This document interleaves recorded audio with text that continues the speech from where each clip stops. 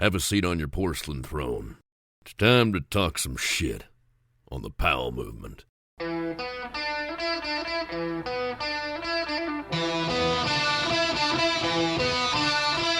Welcome to the Powell movement. I'm your host, Mike Powell, and I'm back from vacation, and it was a totally different experience this year. For the past decade, my kid has been my shadow on these trips, always wanting to be on the water with me, or be on the boardwalk with me, or be wherever with me. But this year was different. He brought a friend, and all of a sudden, I wasn't needed. While I'm not complaining, as it was nice to have time with my wife and family and time to relax, it was kind of sad. I'm sure every parent goes through this, but it's one of those things that you don't really see coming until it happens.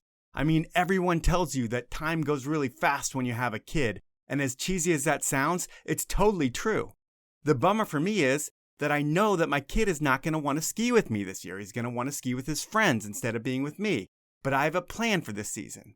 My kid, he's super into skateboarding right now. He goes every day with his friends when he doesn't have football practice. And football is something I'll talk about on another podcast. But he loves to skateboard and he's getting pretty good. His ollies are already better than mine ever were. So it's no surprise that he's interested in getting into snowboarding. So that's going to be my plan this year, to spend more time with him. Get him a snowboard and teach him how to do it. And for me, I used to love snowboarding. That's what I was passionate about until I blew my knee out on one.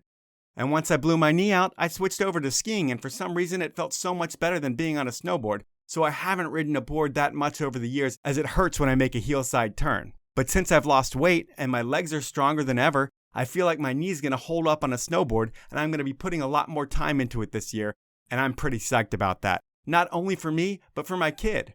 Because it's really nice to know that you can ride skis or a snowboard in the mountains.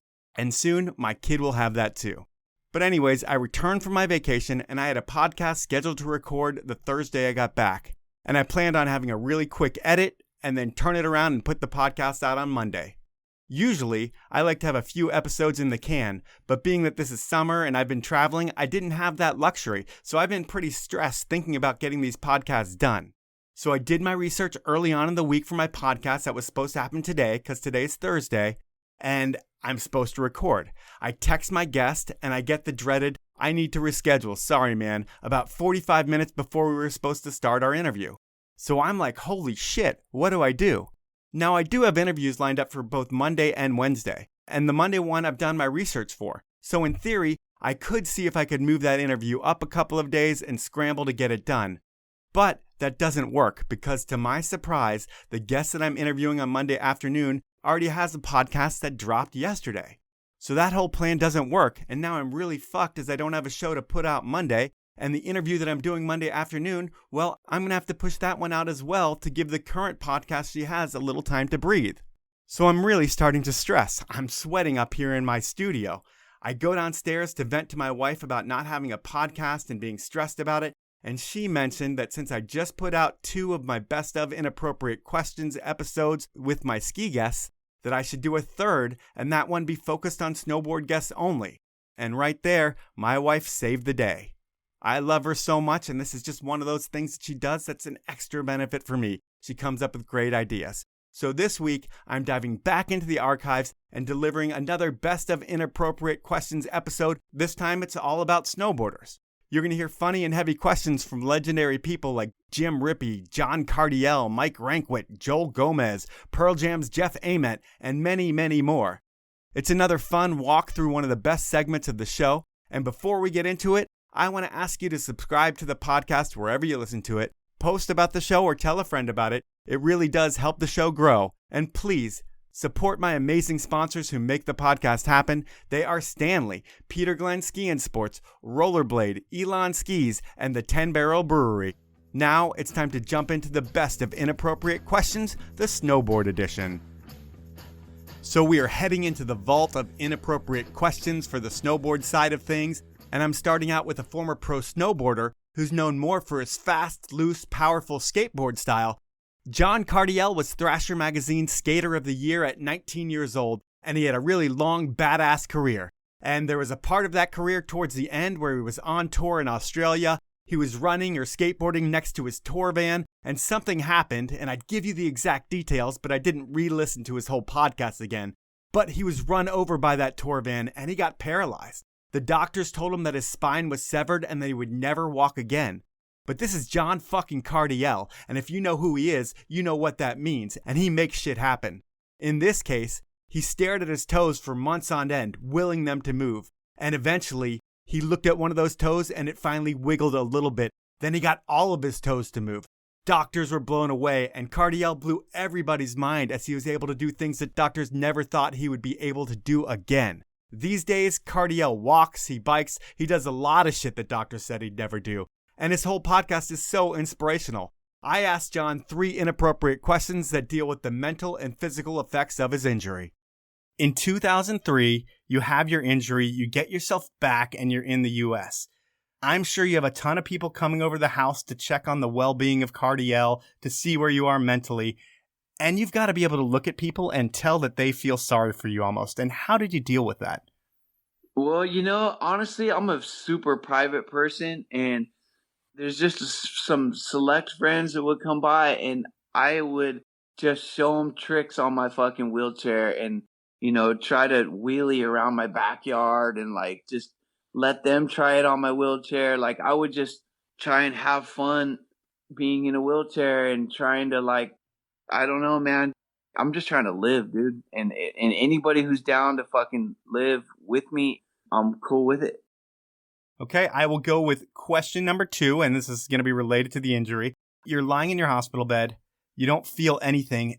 And then do you think to yourself at some point, is my dick ever going to work again? Because I would think that's a big thing, right? That's 2 of the best minutes of any time you use it, and it could be gone forever.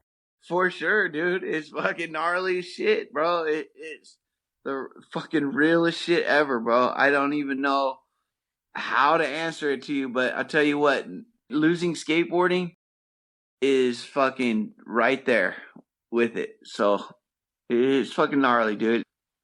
And my final inappropriate question, have you ever fallen so hard that you've shit your pants?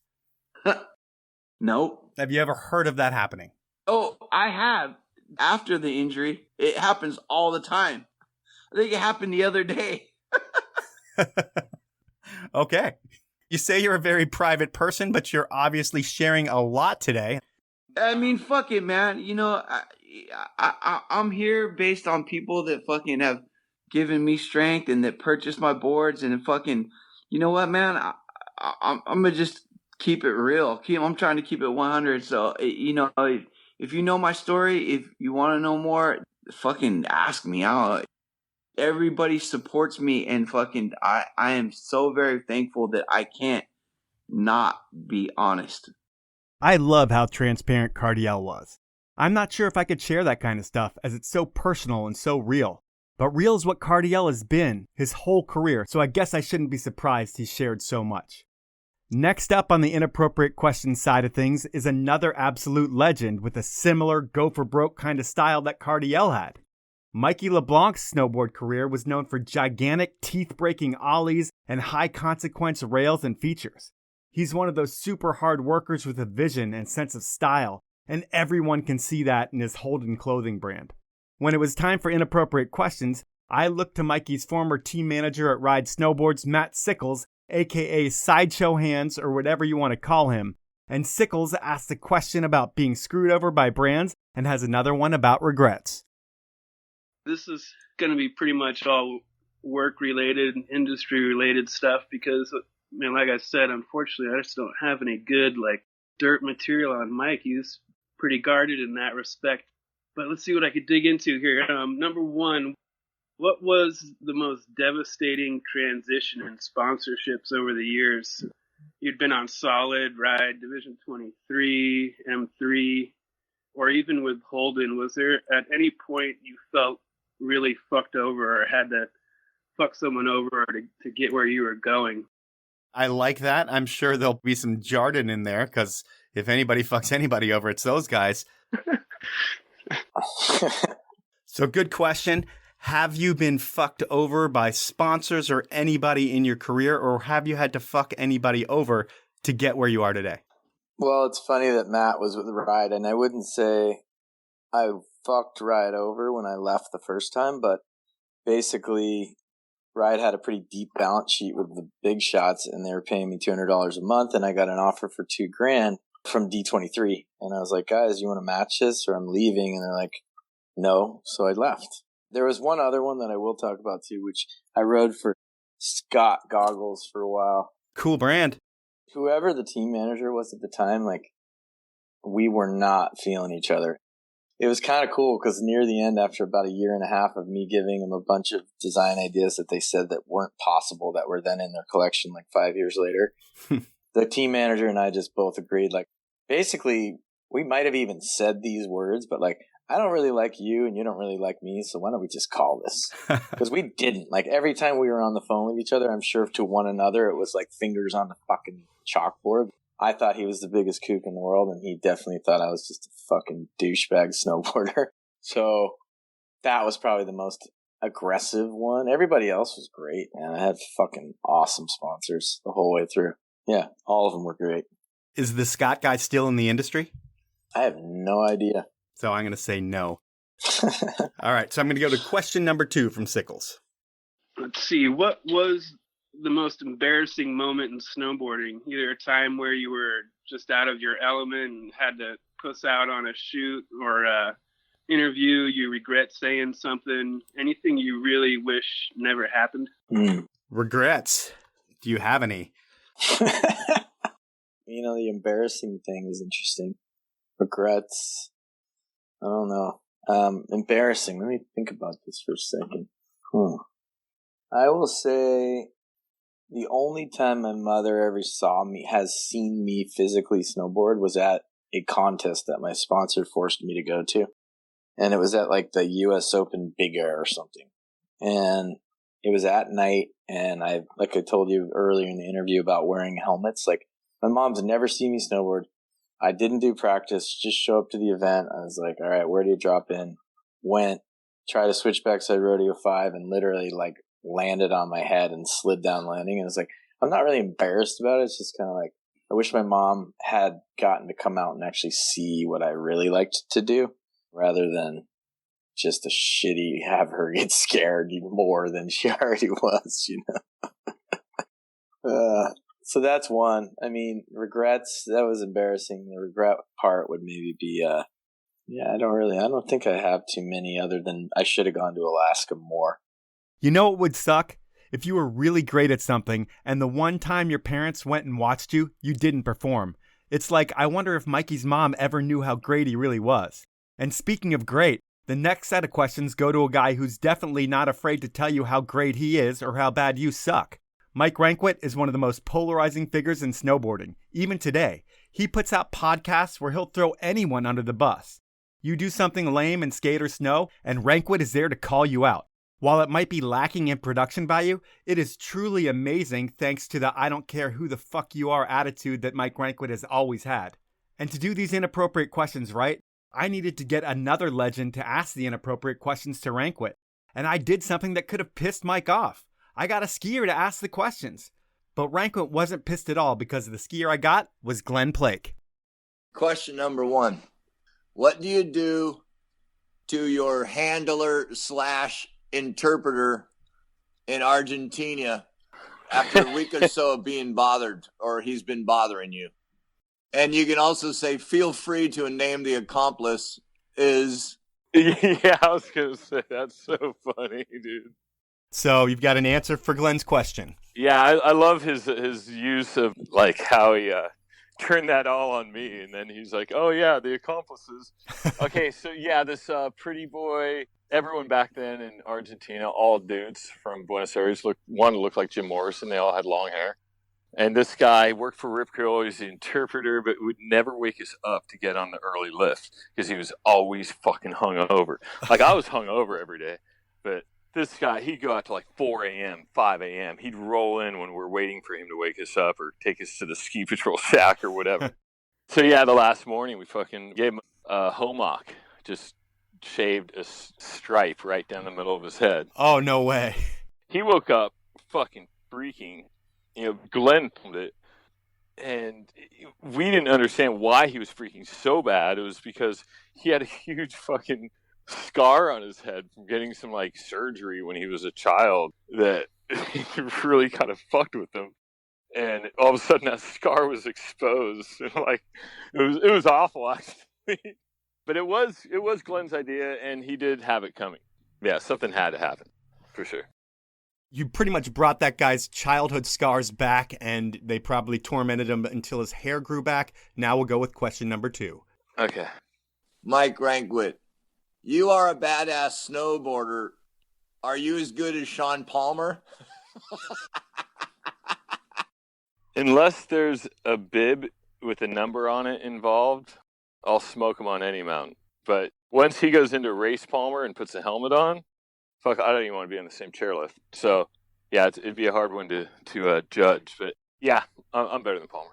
Okay, and here we go with Glen's final question. Did the war / I hate skiers start on the East Coast, or was it just, in fact, a Burton advertising campaign? Does that make sense? I was like, did the war I hate skiers, was it an East Coast thing, and was it started by Burton? Was it a marketing tool of division before there was a whole society of division? Yes. And is Burton the Antichrist? No, I don't think so. I don't think that was invented as Burton's marketing ploy because they basically hate themselves because most of them came from skiing, whereas most of the West Coast came from a board sports culture or not skiing, though. So it started over here on the West?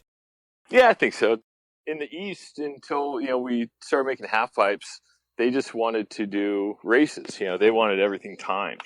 Like a ski race. Yep. They didn't want to deal with fucking judges and shit like that. So based off of those answers, you get that Mike Ranquet is a West Coast dude who does what he wants, and he pisses people off. I recently took my kid to get a haircut at this really cool Seattle place where everyone is punk rock, and the lady who was cutting his hair was talking to me, and somehow skiing and snowboarding came up. She brought up a story about this asshole snowboarder who was backstage at a show at the Paramount, and he was being a total dick to her, and she got him kicked out of the Paramount, and she was so pissed at him. I can't remember exactly what she did, but she was getting enraged just telling me the story while she was cutting my kid's hair. I threw out the name Mike Ranquet, like, could it be Mike Ranquet? And she's like, how do you know that was the asshole I was talking about? It was just a guess, but the whole thing was pretty funny to me, and I'm sure there's all kinds of Ranquet stories out there. And speaking of Seattle music, I had Jeff Ament, the founding member of Pearl Jam, on the show. He's a rad dude who loves both snow and skate. And when I found out that Ament was good friends with Joel Gomez, the founder of Sessions Clothing, I had to get Jeff in the mix with Inappropriate Questions. And guess who makes a cameo in the story? Well, I'll tell you. It's Mike Ranquet. Joel, you're one of the funnest guys that I know. But if there's a bottle of red wine in the room, you're the funnest guy ever. What's your favorite red wine? Yeah, as I told you previously, I didn't start drinking until I was 34, and I probably didn't start drinking wine until I was 40. And I do love a good cab or a good Pinot. Definitely a Napa guy. I love my wines from Napa, but I'm impartial. Any wine that's good, cheap or expensive, I have a huge smile on my face, All you need is wine and some good bread and some cheese, and there we go. I think the real question here is, how do you even start drinking at 34? If you've not done it through the party years of your life, how does it just start? It started with Mike Ranquet and John Stanier. John Stanier was the drummer for a band called Helmet. They're both in Santa Cruz, and they're staying at my house, and we go out one night. Come on, dude, have a drink. Come on. I'm going, look, I don't drink. Peer pressure, fuck it. Doesn't do anything to me. But I'll tell you what. I will have one drink just because I'm with my friends. You guys came out of town, but I'm going to pick it. And I don't know what any drinks are. So I picked one that I thought wouldn't be that bad. And it was called Long Island Iced Tea or Long Island, not knowing what it is. I love iced tea. Yeah. So I drink the Long Island Iced Tea and I get plastered because it's just one drink full of so much alcohol. And people at the restaurant and the bar in Santa Cruz that know me, they're going like, holy shit, Joel's drunk. No way. Joel doesn't drink. Like the next couple of days, people are going, dude, so I heard you I'm going, anyway, that's how it started. I think all you need to say was Mike Ranquet, and we figured that one out. Yeah. Now it's time for my first sponsor break, and I'm going to start out with Rollerblade. the brand that pretty much invented the sport of inline skating. If you haven't been on inline skates in a while, you are missing out on the most fun way to get in shape. Think a full body workout without the knee pain and jarring impact of running or the expense and travel hassle of a bike. And skating can be whatever you want it to be. Adrenaline pumping high speed fun, recreational fitness, freestyle, skate parks. The opportunities for fun and adventure are endless. On top of that, there's no better way to cross-train for ski season. And Rollerblade makes getting your ski legs back easier than ever with their Skate to Ski app, which is available on the App Store. To find out more about the Skate to Ski app and all the Rollerblade inline skates, head on over to rollerblade.com. My next sponsor is Elan Skis, and I'm in love with my ripsticks. They are so fun and lively, all while remaining light and stable. And there's something different about skis designed in the Slovenian Alps by real skiers. And what's really amazing is that they built a solar power plant on top of their state-of-the-art factory. And Elan let me know that this independence from fossil fuels, along with the new solar plant, will provide a carbon sink as powerful as 15,000 trees on an annual basis. So not only will Elan skis make you a better skier, but they are putting their money where their mouth is when it comes to the planet. To find out more about all things Elan and what they're doing with their factory, head on over to elanskis.com. My final sponsor this round is Stanley. You remember them as the brand with the green bottle that kept your grandpa's coffee hot, hot, hot. While they still make that iconic bottle, they do so much more than that. I mean, they did invent and perfect the category of keeping things hot and cold, and they've been proven to be better than those other fashion brands who rely on marketing, not product. But Stanley also has all you need for your camping and outdoor needs, and they're offering my listeners the best deal they offer, 30% off all Stanley products. And to get this deal, you're going to want to head on over to stanley1913.com, go shopping, and when you check out, enter the code DRINKFAST. That's all lowercase and all one word, and you'll get that 30%. And orders over $100 all get a Powell Movement beanie. Those are my sponsors. Please support them. Now let's get back into the podcast. With Inappropriate Questions, not everyone gets what the whole thing is about. When someone seems to be confused as to what to ask, I tell the question asker that they should think of something that will lead to a funny story or an embarrassing one or an inappropriate one. Really, what I want is a good story that I don't know about.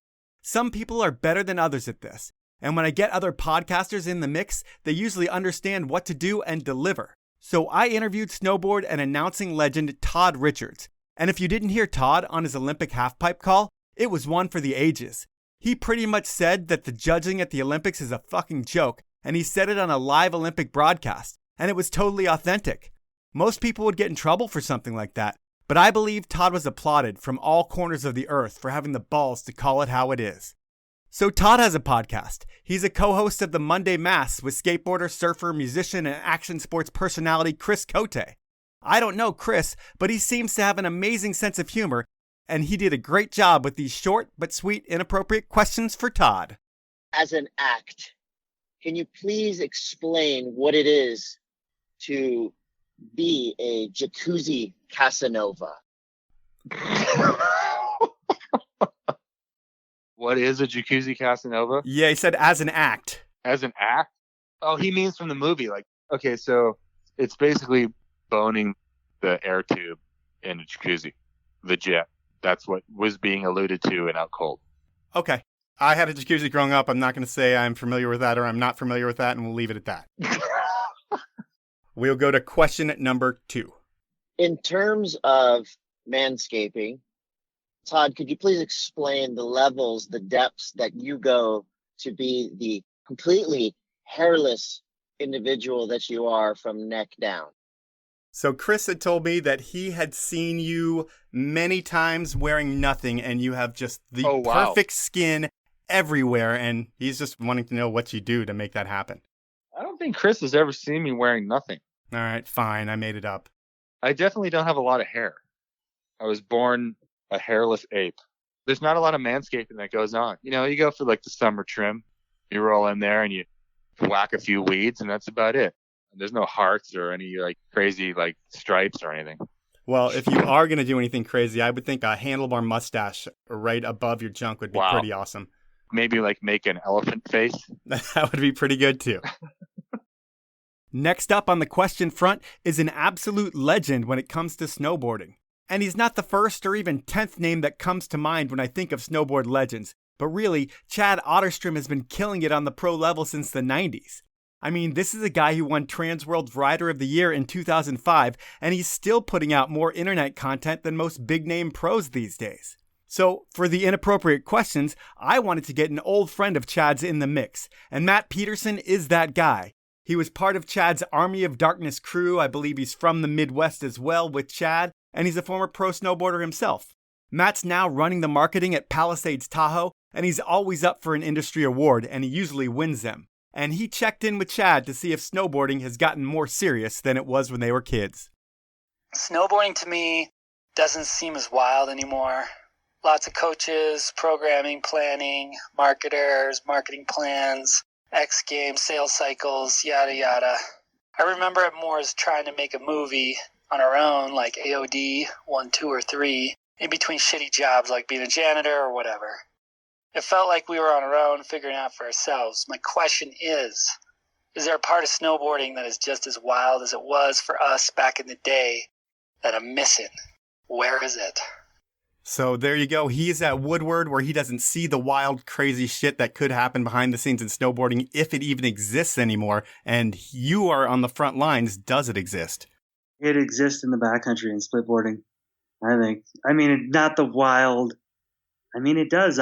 You get out there, there's no coaches. I mean, there's guides, I guess you could say, but there's no ski patrol. There's no coaches. There's no contest. It's like when you're out there on your own, and it's a very deep do-it-yourself, make something out of nothing, look at a hill, ride a hill how you want to ride it mentality.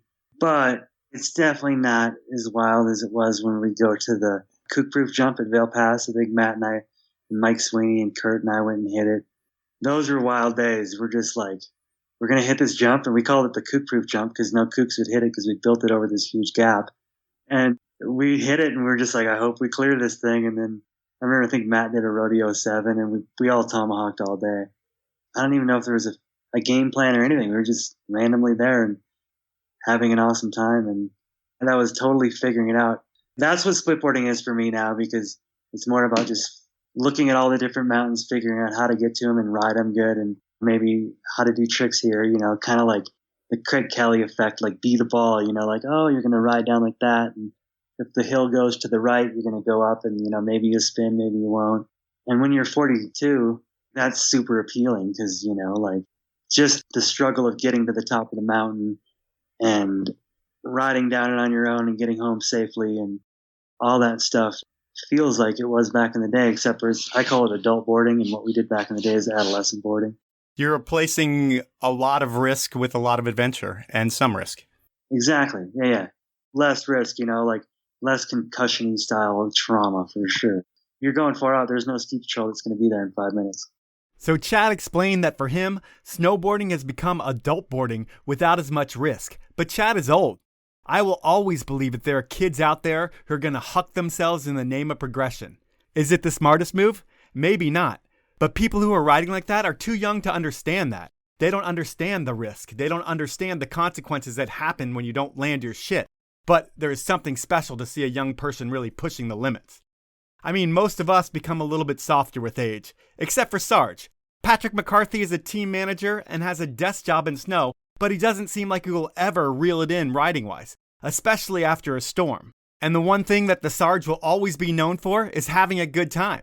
His former team rider, Shaun McKay, delivers an inappropriate question about how partying helped his career. Man, I was kind of having trouble coming up with a third one, but I was going to ask him maybe his craziest party experience he's had through snowboarding. He's a lovey dude. He's great to tell you how he feels about you at any time. But as soon as he drinks a little and gets some booze in him, that becomes multiplied. And he's got a gift for chatting it up and using his charisma and good chatting skills to get far in life. So I wanted to know his take on like what his partying has helped him accomplish in snowboarding. I know I was sober for a long time snowboarding and decided to take up drinking to help kind of break the ice in a lot of situations. And it definitely helped. It's just one of those things. But I was interested to get his take on what that has meant for him, especially now that he's a team manager and having to continue that party lifestyle. Maybe share his craziest thing that went down through partying and snowboarding. So lots of different questions. The only question we really need to get out of this, is what is the craziest experience that you've ever been in? Earlier, you mentioned that you've ended up getting in fucked up situations all over the world. Shaun was asking how partying has helped you get jobs in snowboarding or help snowboarding or something. Didn't really make that much sense, so I just want to know what your craziest situation was ever. One that like pops off to me right now, like that is kind of unique or whatever, was I think it was this 3 years ago. I was out in Colorado for an event. Me being like a really big hip hop fan. Straight out of Compton. Yeah, I've always been big into hip hop, and I just like love hip hop music. It's all I listen to, and I just go so into it. And I was like partying in Colorado, and I was just all by myself outside. I had this big spliff that I rolled up, like a big doobie. Yep. I'm standing there, and I'm just about to spark it, and boom, the doors fly open, and YG walks out of the doors with burner. And YG like looks down, and I'm wearing like Chuck Taylors, and he's like, nice Chucks. And I was just like kind of fucking like froze, dude. I was like, because they had like this huge entourage of homies with them too, but I kind of froze up. But then I just like looked up, and I was like, YG, would you like to smoke this spliff with me? And I like spark it, and he's like, hell yeah. And he like chilled out with me, and we smoked the spliff. By the time the spliff went over to Burner, like Burner was kind of butthurt because he owns all those weed companies, and he has like the best weed in the world or whatever. Uh-huh. So he was just like, dude, we can't be smoking that. And he like busted out like a million like blunts or whatever, and we all smoked down together. But like, yeah, I think that was one in the last few years that I remember just like smoking a doobie with YG. You know, I was probably bumping YG on my way to like go down to Colorado for that trip. So, you know, there was a lot of other nights where a lot of crazy stuff happened, but sometimes you don't always remember it all. So it's like kind of crazy how things go. But yeah, that was one thing that I like look back on that I remember was pretty hilarious. So partying can be looked at as an extension of who Patrick McCarthy is. Sure, he works his ass off, but he also networks through partying, so that's considered work as well. Robin Van Gyn is the next victim for Inappropriate Questions, and I had one of my earliest podcast guests and one of her natural selection peers, Hannah Beeman, ask the questions. And Hannah came through with a question about Robin's moon cycles, and a would you rather that was so inappropriate that I thought Robin would puke, but actually, she handled it like a true politician. I think they're inappropriate. Maybe they're not as inappropriate as they should be, but I kind of have been wondering, why haven't you been showing your booty the last few years as much as you had in the past? I feel like you've been denying the world your big, beautiful booty, and people want to see it, and I want to know why. So Hannah Beeman's the one asking the questions, and there you go. What do you have to say about the booty question? Oh, that's funny. Yeah, it was kind of always my like signature move. Like even growing up in high school, I do like the drive-by moon, you know, like pull down your pants and stick your butt out the window. Do you ever press ham? Oh yeah, so many times. So many times. Everybody started doing it. And I think I remember somebody like giving us shit for like showing our butts. To me, it was just like a way to make people laugh, but it felt like I was showing my ass to get, you know, likes or attention, or like that's how it made me feel. Okay. And I was like, oh God. But I'm going to go back and start mooning again because that is my signature move. And I feel like I'm not really complete without it. I just like the reactions I get from people. You can't not laugh. It's not a sexy thing. It's not at all. It's not supposed to be sexy. It's supposed to be funny. And it is funny. It's funny every time. It's funny every time. Now we'll go to question number 2. Would you rather have to make out with Donald Trump, but be able to heliboard for the rest of your life for free in the best conditions? Or would you rather make out with Austin, but only get to ride icy street rails for the rest of your life? So that's an amazing question. We haven't had a would you rather like that. And we haven't had a would you rather involving making out with our president to have perfect heliboard conditions every single day of your life. Or you stick with what you know, your boyfriend, Austin Sweeten, and you ride bulletproof shit for the rest of your life. What would you do there? Donald Trump. Wow. Austin would forgive me. And also, it doesn't even have to be heliboarding. Just the fact that it was icy bullshit for the rest of my life was the kicker there. I was like, oh, I can't do that. I'd have a quick makeout, no like strings attached. Austin would totally understand, and then we could go ride POW. Was your question that you had to make out with them every day, or was it just once? I can't even remember. I mean, you guys didn't say every day. Okay. But if it was every day, you might have to think about it a little bit more. That'd be harder. So it sounds like if the right things in the world line up, Robin Van Gyn would hook up with Donald Trump. But shit, I guess if the dollars are right, I may do the same thing.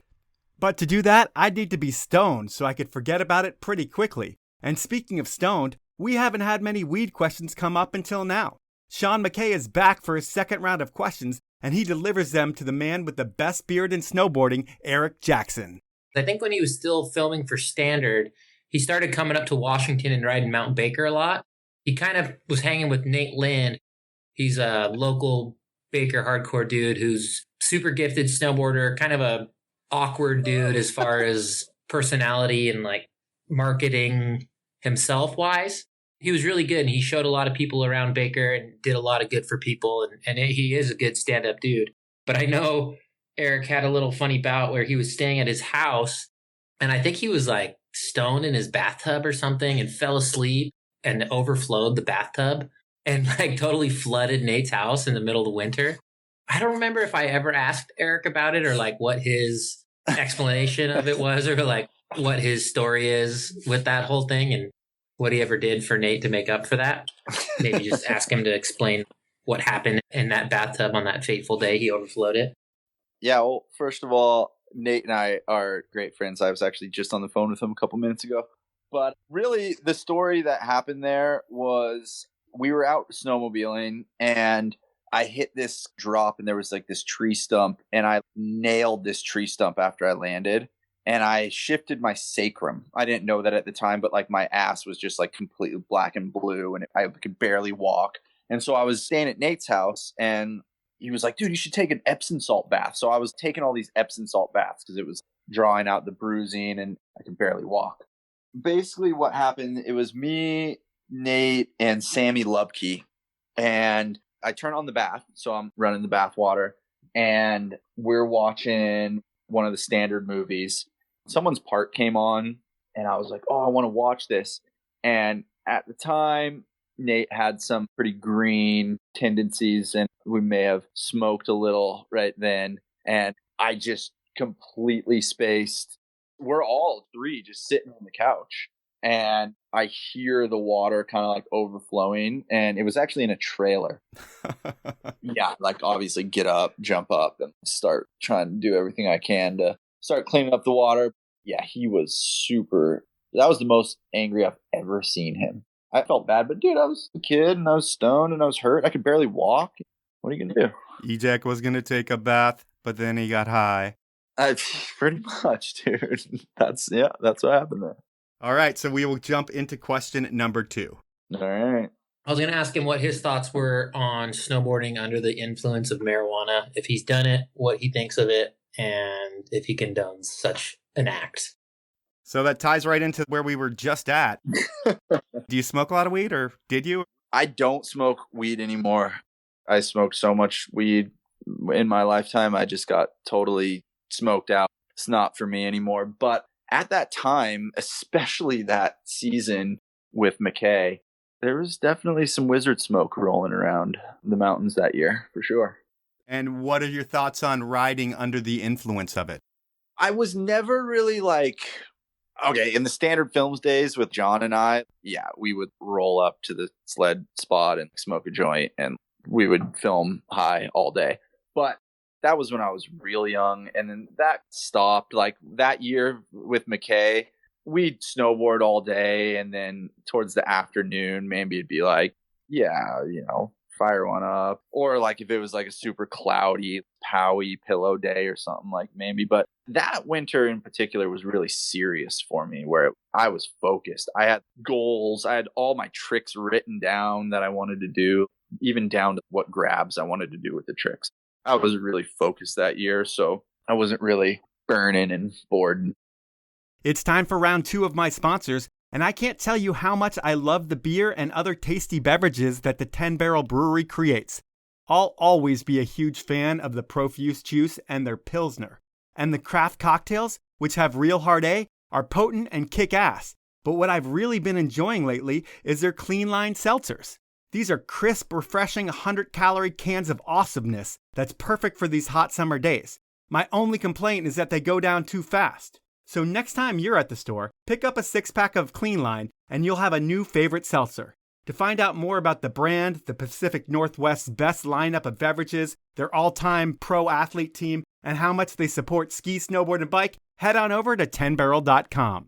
My final sponsor is Peter Glen Ski and Sports. They have been getting people on the mountain for over 60 years, and whether you're in-store or online, they always offer the best shopping experience. And they seem to always have an Instagram contest going on. This week, Peter Glen is teaming up with Ride Snowboards and LibTech to give away 2 awesome boards to kick off the winter season. 2 lucky winners will have their choice of either a Ride Super Pig snowboard or a LibTech Travis Rice Orca snowboard. And entry is easy. First, go to Peter Glen Sports on Instagram and follow Peter Glen Sports, Lib Technologies, and Ride Snowboards. Second, like the giveaway post from LibTech and Ride. Third, tag 2 friends in the comments. It's that easy. The giveaway ends on Friday, September 2nd, and the winner will be announced then.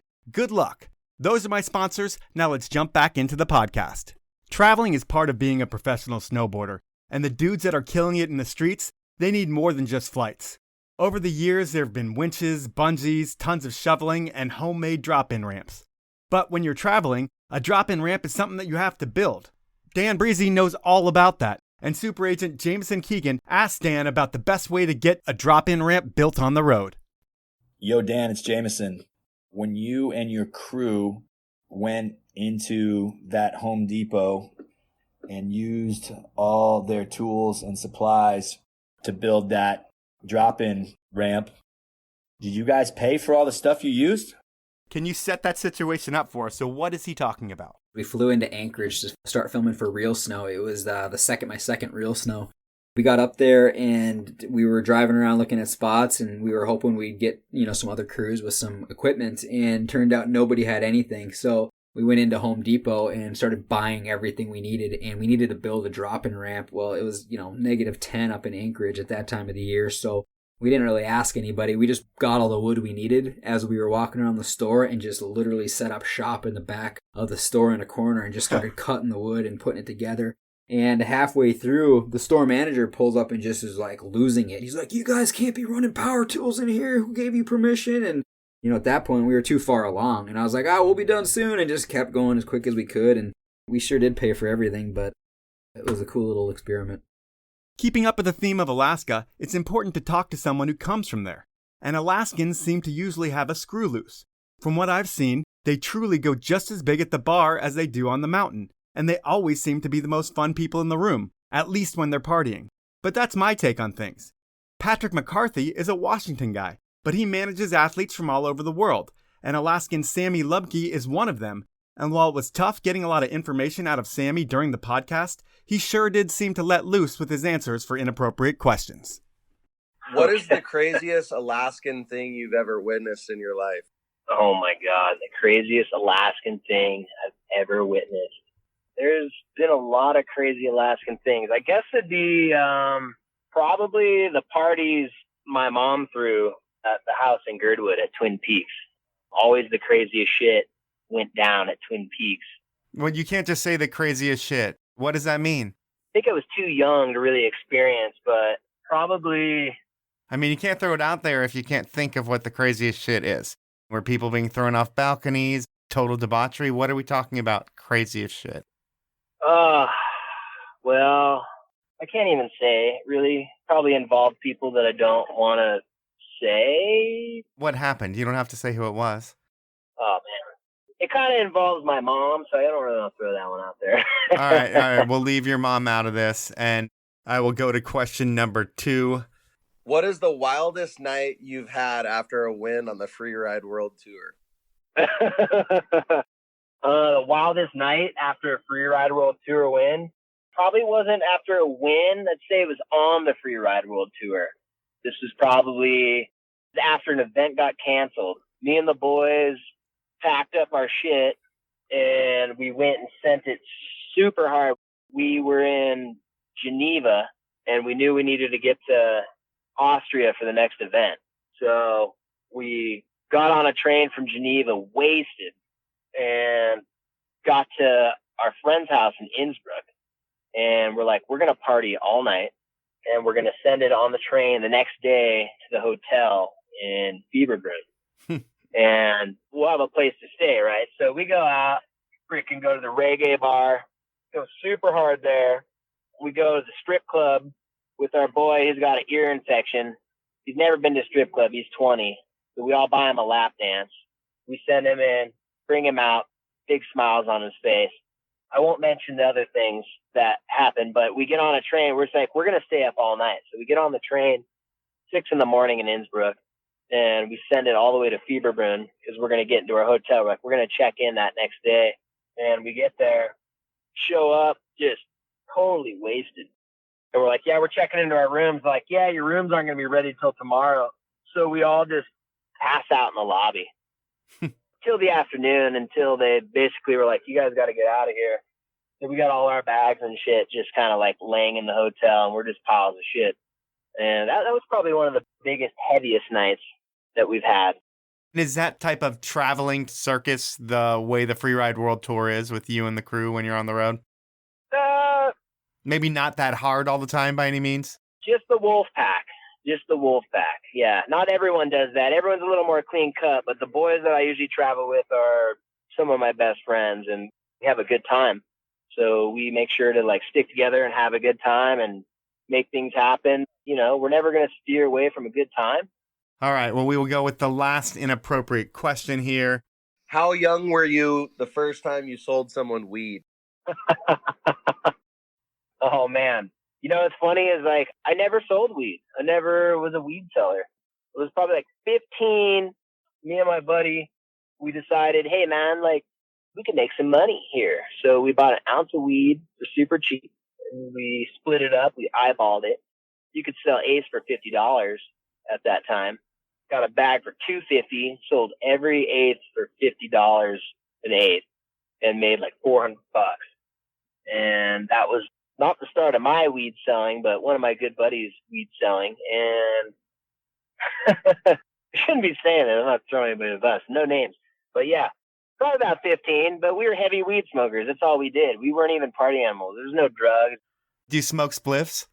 Oh, no, never. I didn't even smoke tobacco. It was like straight bong tokes and doobies all day. Had a big plethora of glass. I always collected. It was like bubblers and bongs and things like that. I had a hookah we called Pepe Le Pew. And all the homies would just come over and we'd just smoke that thing and play video games and watch snowboard videos like all day, all night. Did you wear hemp necklaces with glass in them and stuff like that? You know, I wore hemp necklaces actually probably before I even started smoking weed, which is funny. But no, I was just kind of grubby. Didn't take showers and just smoked a lot of pure weed and enjoyed the greenery for what it was. Till the spliffs came in and they got real addictive. And from there, it's what can you do? So I can barely remember the podcast with Sammy, and I'm sure it's because of what we were talking about in the last question. But hearing him talk during Inappropriate Questions makes me want to re-listen to that whole podcast because he sounds like such a fun guy. I'll chalk that up to being Alaskan. But regardless of who you are or where you're from, the snowboard world is not always kind. Athletes have to have thick skin as you're only good as your last video part a lot of times. For my next question, another podcaster, Jody Washniak, veers away from the inappropriate stuff and asks his good friend and former roommate, Matt Belziel, about the lows of a snowboard career. What was the lowest point in your snowboard career, and how did you overcome it? Well, I think we talked a little bit about this, but I think the lowest point, I'm trying to decide whether it was Standard dropping me or just getting dropped by Quicksilver, but I think getting dropped by Quicksilver was worse because all of a sudden wasn't making as much money and things got pretty tight. And the way I overcame it was just sheer like hustle. And I told myself I was going to have the best year of filming I've ever had. And this is my last chance. It's kind of do or die. And I just held on, man. I filmed some of my best parts during those years. And that's kind of how I overcame it.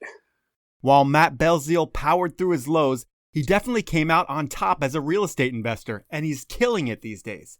But lows in snowboarding aren't just losing your sponsors. Sometimes you get to party with your heroes. And when you do dumb shit with them, you can end up in snowboard probation. And next up, I have Olympian and Canadian legend Mark Fawcett asking two-time Olympic gold medalist Seth Westcott about the trouble that can come along with partying with Sean Palmer. The final inappropriate question has two parts to it. Part A, an incident in La Molina, Spain, involving Sean Palmer, Hale, Nate Holland, and yourself got an otherwise calm, cool, and collected Coach Archibald to completely lose his shit on you for and ban you from consuming alcohol for the rest of the competitive season. What happened? I think all four of us we got there and the course was kind of lame, and, you know, it was warm weather, which, like, at that point in the year, if you've kind of been in the cold for so long, it was like we'd come through Barcelona and it was warm even up at the ski hill. Like, everything was melting. We just weren't into the race. We were like, fuck this. And, like, we all went drinking that afternoon. And I don't know, like, to me, there was some fulfilling childhood dreams of going drinking with Palmer for whatever reason. That was like a theme for a while.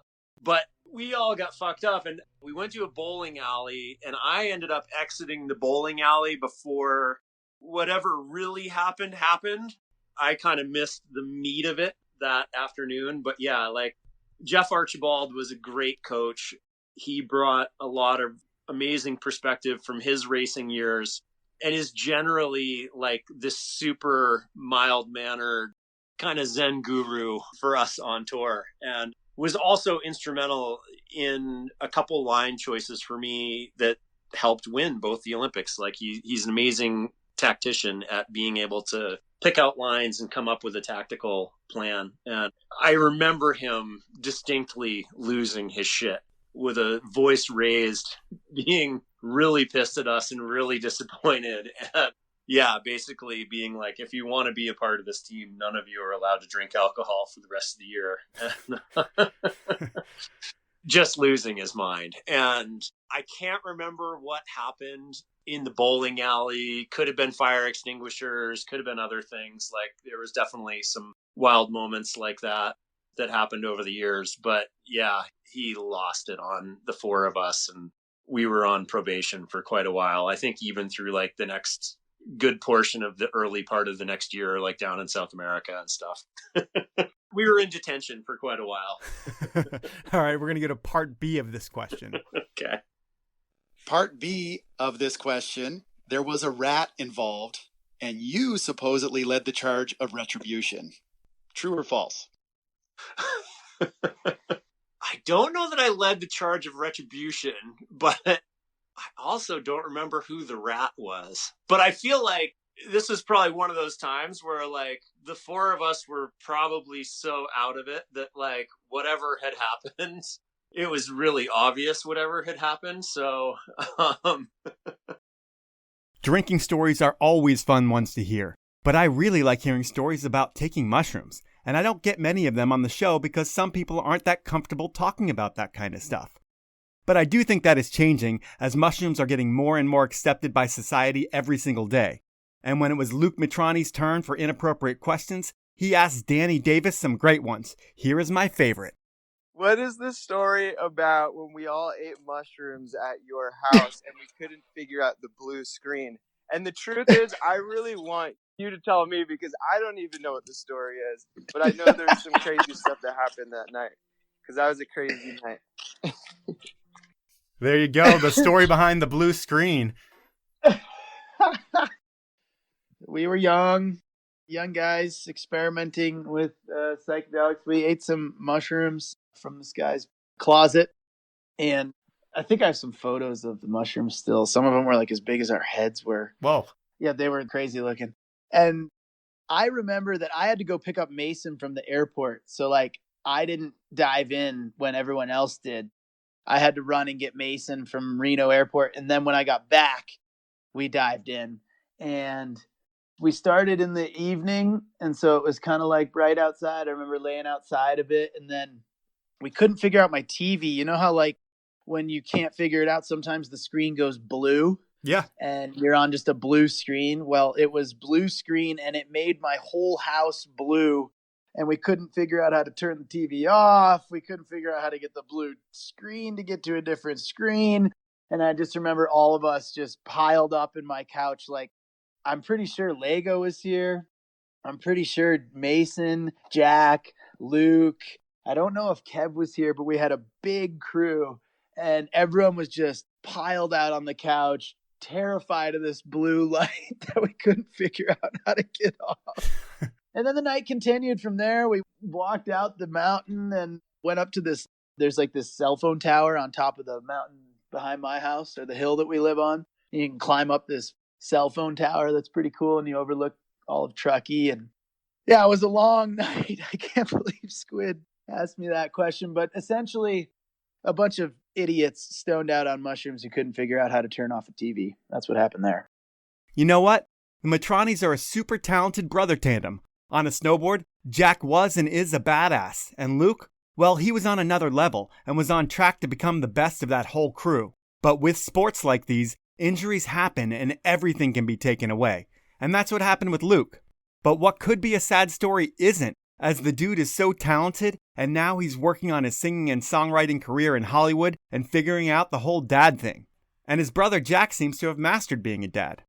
Now, with Inappropriate Questions, I do get a lot of drinking stories, but I usually don't get to hear the story of a guest's first time drinking for some reason or another. But Luke came through with an amazing bonus question for Danny Davis, and it wasn't really his question. Luke called his older brother Jack, and Jack gets Danny to tell the story of his first experience with alcohol.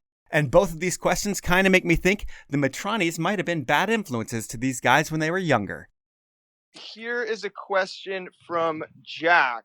He asked me to ask, what is the story behind the first time you guys got drunk at our house?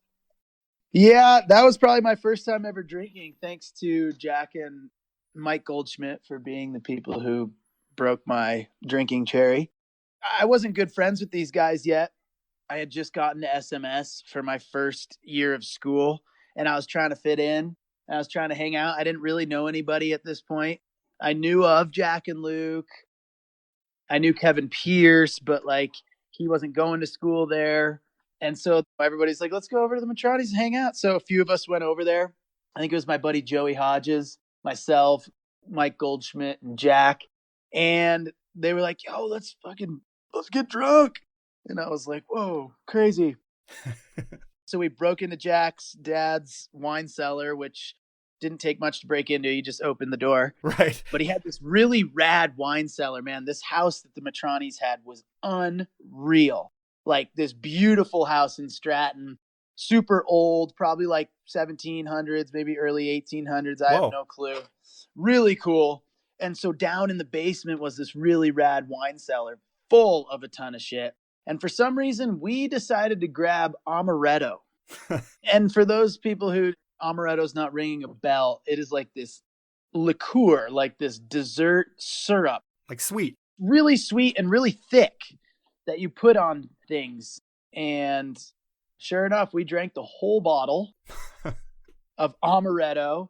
And we were hitting each other maybe with guitars and trying to break guitars over people's heads. I remember Goldie, like, we started to walk down to 7-Eleven. And, you know, just like many things in my life, the Mitranis, that was my introduction to being drunk. And it was a blast. And I can't remember. I'm pretty sure I probably threw up.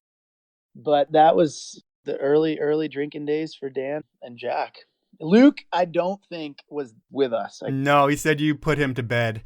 And then you guys did that. Yeah, we put Luke to bed. Right. Jack was morally at least like, hey, Luke can't drink with us. He's only 10. Well, it's nice to know that Jack was looking out for his little brother when he was 10 years old. And I'm not done with the Mitrani brothers. I had Jack on the podcast and I had Luke ask him the inappropriate questions. And Luke is really good at this. And he knows that the best stuff comes when you call a friend. And for his first question, he calls Scotty Lego to enter the mix. And Scotty brings a fight story to the table. And then, for Luke's final question, he leaves it wide open for Jack to tell an epic tale of debauchery that came with some of the members from the legendary Friends crew. All right, question number 1, Jack. This is actually from Scotty Lego, who I just talked to. Inappropriate question is, what is the story behind the fight you and Scotty got into New Zealand? Oh, you're probably gonna kill me for that one. It's comedy. Dude, I'm happy to tell that story. I'm not going to kill you, Luke. That's nothing crazy. I was standing up for our mom, little bro. This is the only fight I've ever been in my life. And full moon, we're out drinking at Shooters in Wanaka, New Zealand. And it was just a crazy kind of like night. And Scotty and I are leaving the bar. And these two guys from New Zealand are out there. And they just make this comment about like being from the US. And they're just talking shit. And then we start talking shit back. And then one of the guys says some nasty comment about my mom. And I'm like, what'd you say about my mom? You know, like classic out of a movie. And I spit on the guy.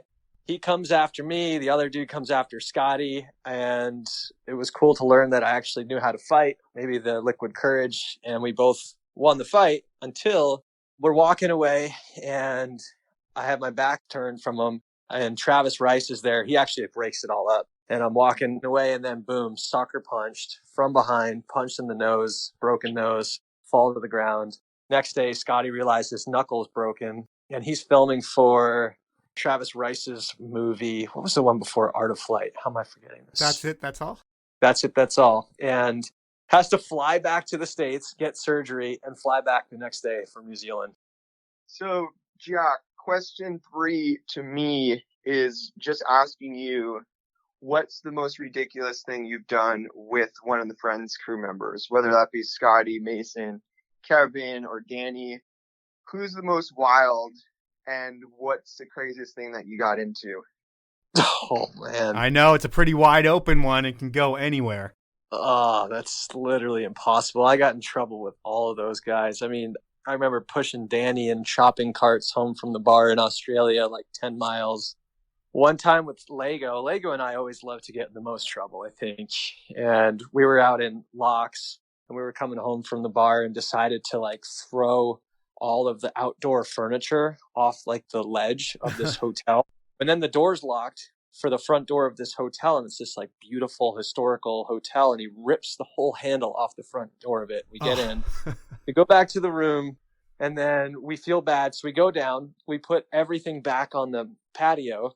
And next morning we wake up, we go down to the breakfast buffet, and the U.S. team coach is just looking at us like he knew we did something messed up. And we're like, what's going on? He's like, you need to go see the security of the hotel right now. Like super pissed. And like, okay. And so they have all of what we did on security cam. They make us watch it.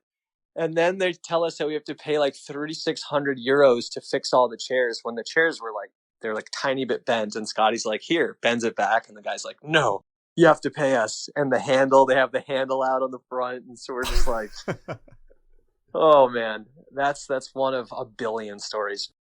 Another crew who has a billion stories are the Bombhole crew. Chris Grenier was a guest on the show, and I figured the best person to ask him inappropriate questions is his former photographer and travel partner turned podcast partner, E. Stone. These guys spend so much time together and seem to have such a special bond, and you can hear that on their show. While E. Stone is on the schedule to podcast with me, he hasn't been on the show yet, other than for Inappropriate Questions. And like Luke Mitrani, E. Stone knows what he is doing with these, and he crushed it. And Chris, he is so transparent and has no problems talking about how he used to live his life. Question 1. Why was the Monster Mansion up in Park City closed down for rider use after they let you use it for one weekend? Oh, god damn. Oh, wow, buds. All right. Well, let me just break down. The Monster Mansion is a giant mansion in Park City that is like super upper echelon monster athletes go stay there from time to time.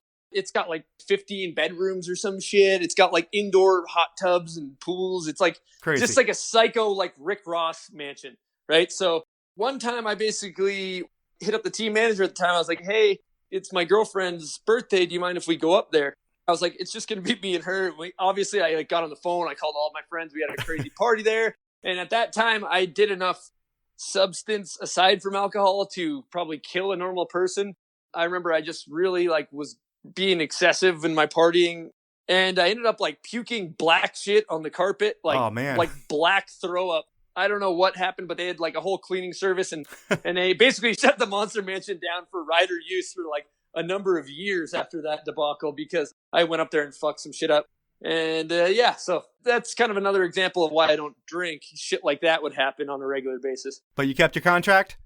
I haven't ridden for Monster for a few years. I mean, you kept your contract from that, or did you get dropped? Oh, there? yeah. During that time, I got re-signed a few times after that even.